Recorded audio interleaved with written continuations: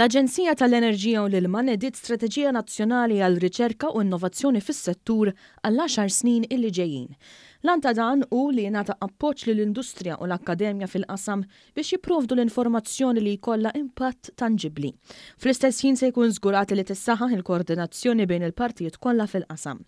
L-uffiċjal kap għall-istrateġija l-Inġinier Sandro Lawri spjega li l-Aġenzija ħasset il-bżonn ta' din l-istrateġija minkejja illi l-qasam ġilira pjanijiet ta' dan it-tip. Li tinvolvu wkoll tranzizzjoni għall enerġija nadifa minn sorsi rinnovabbli u ilma fejn jidħol l-ilma tant huwa importanti fil-qasam lokali li bħalma nafu m'għandniex risorsi naturali ħlief l-ilma tal-pjan.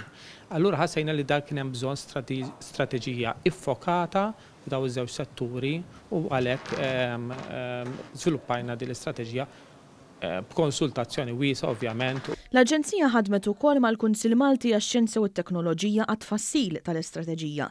Fuq kollox se tingħata priorità wkoll lill-effiċjenza fl-użu tal-enerġija u l-ilma u l-enerġija rinnovabbli. Hemm numru ta' areas fil-qasam tal-enerġija u l-ilma illi ġew identifikati b'riċerka u li nħossu li l-riċerka għandha tiġi fokata f'dawn l-oqsma.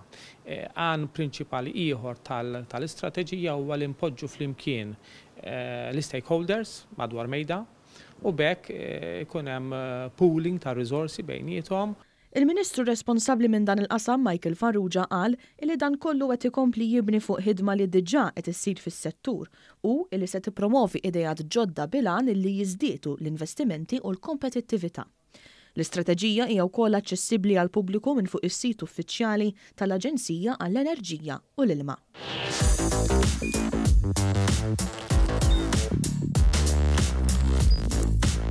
Idħol fuq one.com.mt u hemmhekk tista' tara l-programmi kollha li jxandru fuq One permezz ta' One Play.